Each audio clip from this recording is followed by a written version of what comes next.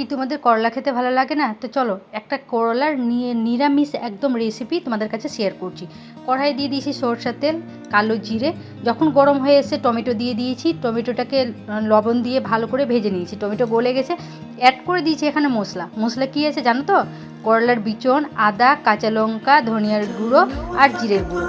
ব্যাস মশলাটা যখন ভাজা ভাজা হয়ে এসছে তখন অ্যাড করে দিয়েছি কি বলো তো, বেসন। 1 চামচ বেসন দিয়েছি। হ্যাঁ, তোমরা যদি পেঁয়াজ বা রসুন দিয়ে করো তাতে পেঁয়াজ রসুন দিতে পারো, কোনো অসুবিধা নাই। আমি বেসনটা এই কারণে অ্যাড করেছি যেহেতু আমার পেঁয়াজ রসুন আমরা খাই না, তার জন্য আমি বেসনটা একটু অ্যাড করেছি। ওদিকেও মশলা আমার হয়ে গেছে রেডি। যখন গামাখামাকা হয়ে গেছে তখন মশলাটা বের করে নিয়েছি। আর করলাটাকে আমি প্রেসার কুকারে লবণ হলুদ দিয়ে 2টো সিটি মেরে দিয়েছিলাম। সিটি মেরে করে সঙ্গে সঙ্গে করলাটা বের করে নিয়েছি। এবার কড়াইয়ে দিয়ে দিয়েছি তেল, আর একটা আমি এখানে ঘোল তৈরি করলাম। কিসের জানো তো? বেসনের। কেন করলাম?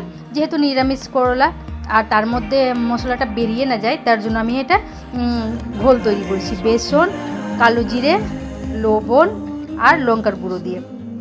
বাস, আর কি মশলা। এবার করলার মুখটাকে করলাম, তাতে মশলা ভরে দিলাম। আর ভরার পরে কি করলাম, ব্যাস বেসনে ডিপ করলাম, দিয়ে একদম কড়া কড়া করে ডিপ ফ্রাই করে বের করে নাও। তারপরে কি করবে জানো তো?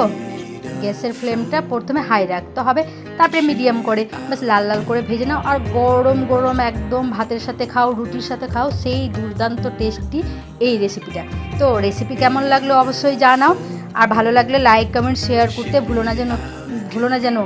আর আমার চ্যানেলে ভালো ভালো recipe, skin tips, hair tips আর আমার লাইফস্টাইল ব্লগ দেখার জন্য আমার চ্যানেলটাকে সাবস্ক্রাইব করে নাও। তো রেসিপি কেমন লেগেছে অবশ্যই তোমরা জানাও।